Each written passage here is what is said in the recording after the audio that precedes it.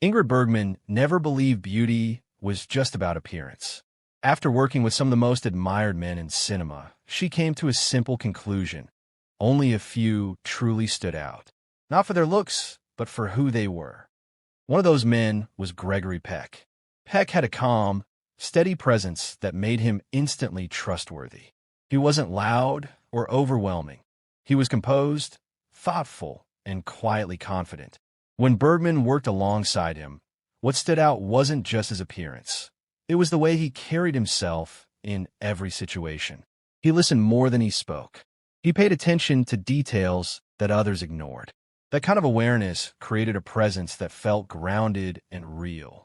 Peck's handsomeness came from integrity. There was a moral strength in him that extended beyond his roles on screen. He didn't need to prove anything. He didn't need to dominate conversations or demand attention. His presence was enough. Bergman valued authenticity, and Peck embodied that completely.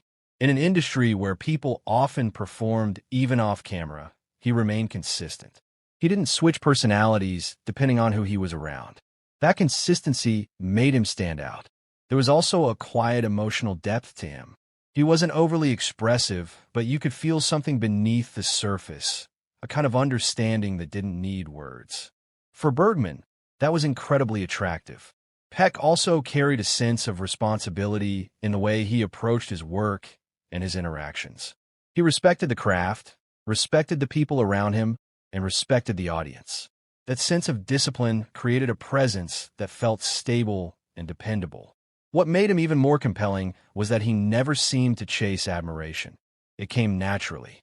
That effortless respect from others made his presence even stronger. Peck represented a kind of handsomeness that wasn't immediate. It revealed itself slowly. The more you observed him, the more you understood why he stood out. And once you saw it, it stayed with you. Another man who left a strong impression on her was Cary Grant. Grant was the definition of charm. Smooth, elegant, and effortlessly charismatic. But what made him truly attractive to Bergman wasn't just his charm. It was the control behind it. Grant understood presence. He knew how to move, how to speak, and how to carry himself in a way that felt effortless, even though it required precision. That level of self-awareness made him fascinating. Working with him revealed a duality. On the surface, he appeared relaxed and playful. But underneath that ease was discipline. Every gesture felt intentional. Every reaction was measured. That balance between natural charm and control made him incredibly compelling. For Bergman, this kind of refinement was rare. Grant didn't rely on emotion alone. He understood structure. He knew how to maintain composure, even in unpredictable situations. That ability to stay centered gave him a presence that felt stable and strong. There was also a sense of mystery in him. He didn't reveal everything at once. That restraint created intrigue, making people want to understand him more. Grant had a unique ability to adapt to any situation without losing his identity. Whether he was in a lighthearted moment or a serious scene, he remained completely in control of his presence. That adaptability added another layer to his appeal. For Bergman, this meant that his handsomeness wasn't fixed. It evolved depending on the moment, making him even more interesting. Grant's handsomeness came from that balance between charm and control, openness and mystery.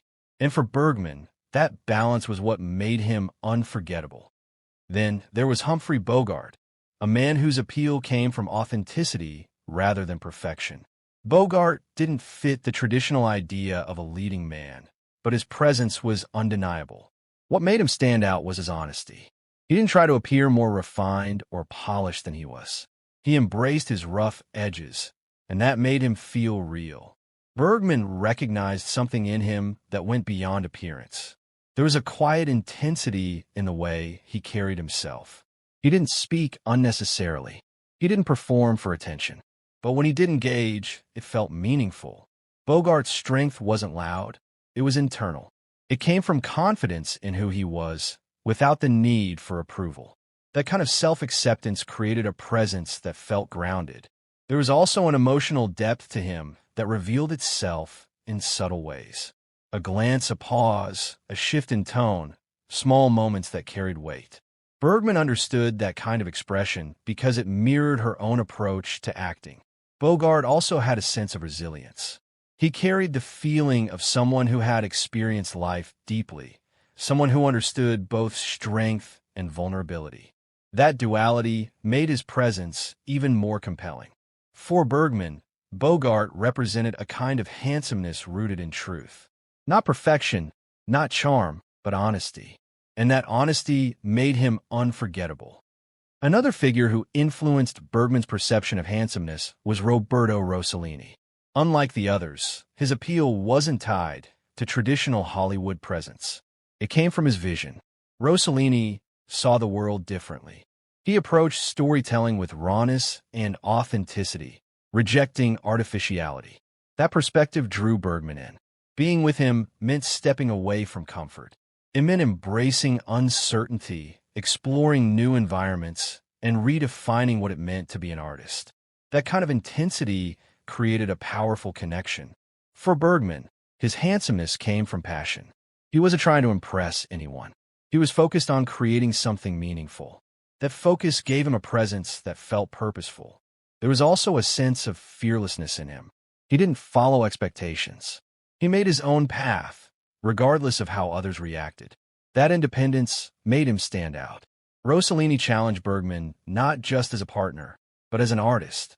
He pushed her beyond her limits, encouraging her to explore deeper emotions and more authentic performances. That influence reshaped her understanding of both acting and attraction. For Bergman, Rossellini represented a different kind of handsomeness, one rooted in creativity, courage, and vision. It wasn't comfortable, but it was real, and that made it powerful. Finally, there was Gary Cooper, a man known for his simplicity and quiet strength. Cooper didn't rely on dramatic gestures or intense performances. His presence was understated, but powerful. What made him stand out was his ease. He didn't force anything. He didn't try to be more than he was. That natural authenticity made him feel real. Bergman appreciated that simplicity. In a world filled with complexity and performance, Cooper offered clarity. He was direct, honest, and consistent.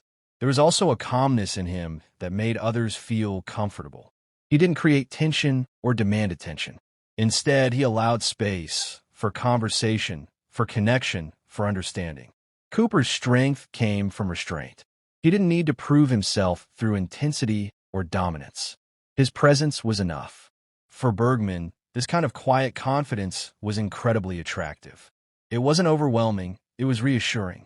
It created a sense of balance that was rare in her life. Cooper's handsomeness came from that simplicity. It wasn't built on effort, it was natural, and that made it rare. For Bergman, he represented a kind of beauty that didn't need explanation. It was quiet, steady, and deeply human.